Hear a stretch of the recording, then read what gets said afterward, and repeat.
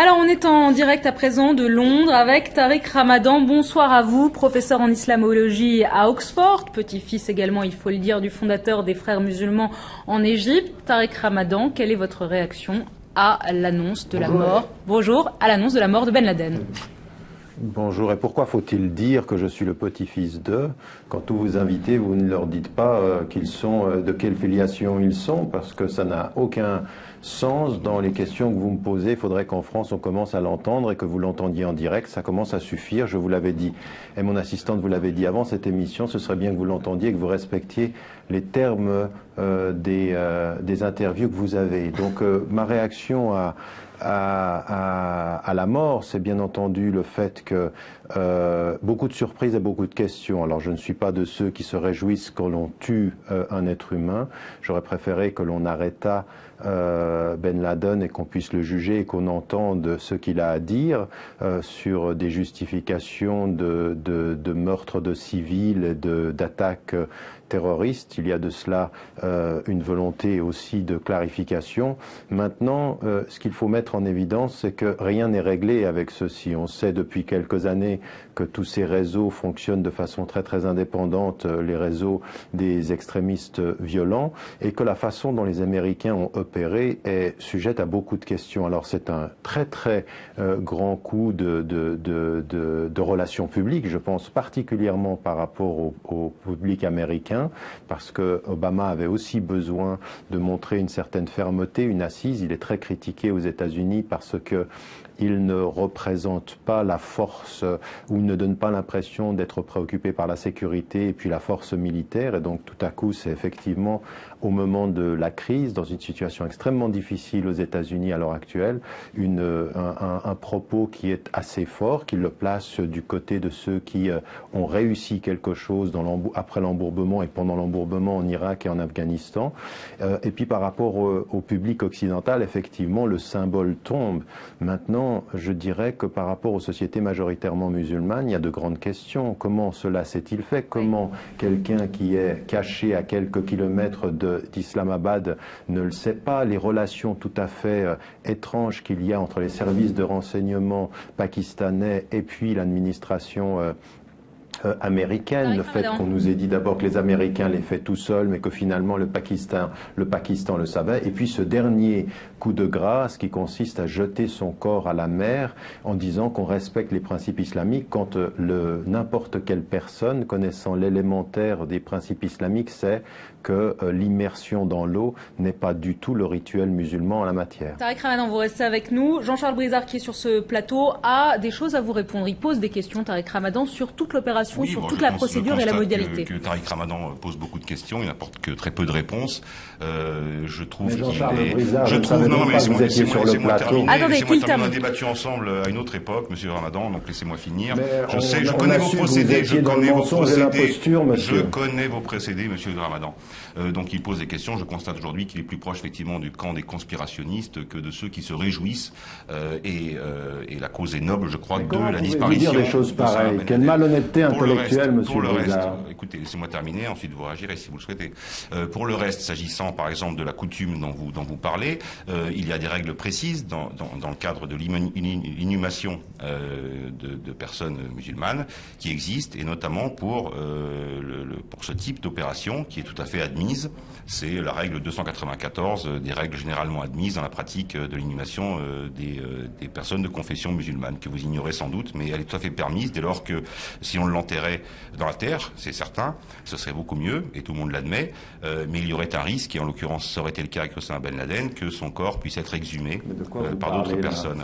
Tariq Ramadan, c'est pas cette règle, la réponse. Elle existe, elle est là. Tariq Ramadan vous répond. Tariq Ramadan vous répond.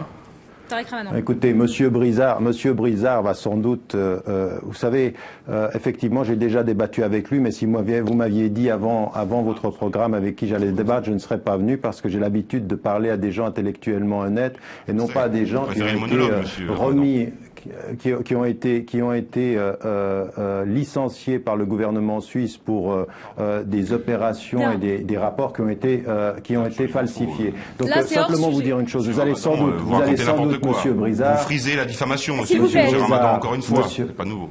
S'il vous plaît. Monsieur Brizard, vous avez la parole. Vous ne Oh. parlez pas de Monsieur Brizard, c'est hors sujet, on parle de la mort de Ben Laden. C'est plus important. Non, vous me mettez en face de moi.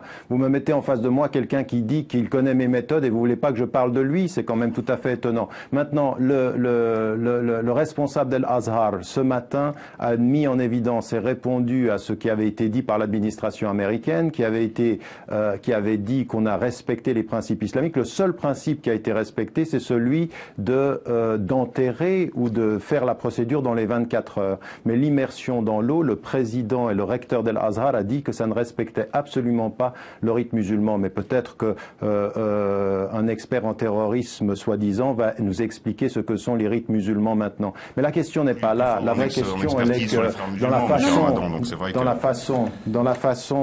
dans la façon dont les choses se sont faites, il y a, sans être conspirationniste, des questions à poser. Bien sûr qu'il y a des questions à poser. Ces questions, c'est comment se fait-il que dans l'espace de 2 heures, le Pakistan dise d'abord qu'il n'était pas au courant, puis qu'ensuite dise qu'il était au courant, que dans l'espace de quelques heures, de la même façon, on trouve quelqu'un à quelques kilomètres du Pakistan sans que personne ne le sache. Même l'ambassadeur pakistanais en Grande-Bretagne met en évidence le fait que finalement on savait quand même que quelque chose se préparait. Donc et que c'est pas possible qu'il soit là sans que personne le sache. Et la dernière des choses, c'est que comment se fait-il qu'une opération aussi importante, nous n'en ayons aucune véritable image, ni de la personne qui est tuée, ni de rien. Alors c'est pas du tout des thèses conspirationnistes. Le fait de poser des questions, c'est ce qu'on appelle la volonté de clarification. Car enfin, il y a quand même à dire qu'avec tous les moyens mis en place par l'administration américaine, eh bien, il y a quand même des questions à poser sur la façon dont le terrorisme est pris en charge. Ça veut dire d'une façon extrêmement claire qu'il faut continuer à investiguer, espérer que cesse effectivement le terrorisme violent de la part des islamistes, violents et radicaux, et puis qu'on en arrive à célébrer de façon plus approfondie l'autre versant de ce qui est en train de se passer dans les sociétés majoritairement musulmanes, c'est-à-dire le mouvement vers la démocratie et la liberté. Tariq Ramadan, vous êtes toujours avec nous. C'est Paul Quilles qui a un petit mot à vous dire à présent, ancien ministre de la Défense. Oui, je vous ai entendu dire que vous souhaitiez parler à des gens honnêtes et honnêtement. Je vous ai écouté et j'ai un sentiment curieux. J'ai l'impression que ce qui vient de se passer, pour lequel vous avez tout à fait raison de poser des questions, je m'en pose moi aussi, j'ai l'impression que vous avez une certaine déception dans votre voix. Je vous ai bien regardé, je vous ai bien écouté, et dans le même temps où vous dites, et là je suis un petit peu choqué, il aurait fallu faire un procès, le prendre, lui faire un procès, l'écouter, écouter ce qu'il a à dire. Alors moi j'ai une question à vous poser. Est-ce que vous l'avez entendu?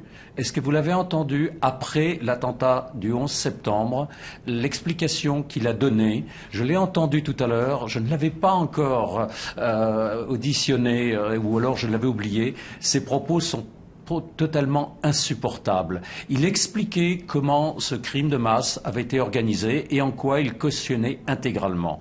Donc j'aimerais savoir ce que vous pensez de ces propos. Je sais à peu près ce que vous allez répondre. Vous allez répondre à côté peut-être, mais en tout cas essayez s'il vous plaît de répondre directement à ma question. J'aurai du mal. Enfin bon. Tariq Ramadan.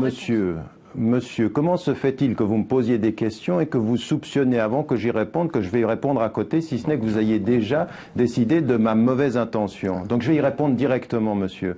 Il n'y a aucune ombre de déception, monsieur, dans la réponse que j'ai eue. Ne confondez pas vos impressions avec la substance de mes réponses. Et la substance de mes réponses, elle est extrêmement claire, monsieur.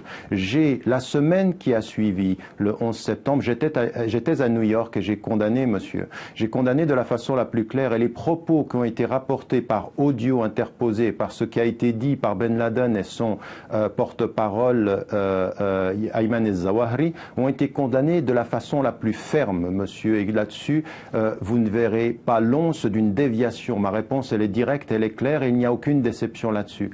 Mais monsieur, j'aimerais vous dire une chose. Quand quelqu'un est responsable de la mort de civils, et qu'on peut essayer de faire en sorte de l'arrêter et de le questionner questionner devant l'histoire, eh ben, je veux l'entendre. Parce que je ne me réjouis pas, monsieur, de l'assassinat d'un homme, fût-il le pire des hommes. Je préfère que la justice soit faite et qu'il rende compte devant les hommes de ce qu'il a à dire. Et si ceci vous choque, monsieur, j'aimerais dire de la même façon que j'aimerais entendre, et devant un procès et devant un tribunal, monsieur Bush répondre aussi des actes des civils irakiens. Et ne me dites pas que je mets sur le même plan les actes terroristes et les actes de tuer les civils qui ont été faits par Ben Laden, que j'ai condamnés, mais je dis très clairement que je ne suis pas de ceux qui se réjouissent quand on tue un homme, que je suis de ceux qui ont envie d'entendre et de questionner et de rendre justice devant les hommes. Si ma réponse n'est pas claire, posez-moi une seconde question, je serai encore plus clair si vous le voulez. Merci beaucoup Tariq Ramadan, on voulait votre point de vue, il est on ne peut plus clair, on l'a eu ce soir, merci d'avoir été en direct avec nous. Paul Quilles, vous avez votre réponse.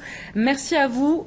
On fait une petite pause de pub, on continue de parler des suites de la mort de Ben Laden. Restez avec nous sur iTélé, merci à vous.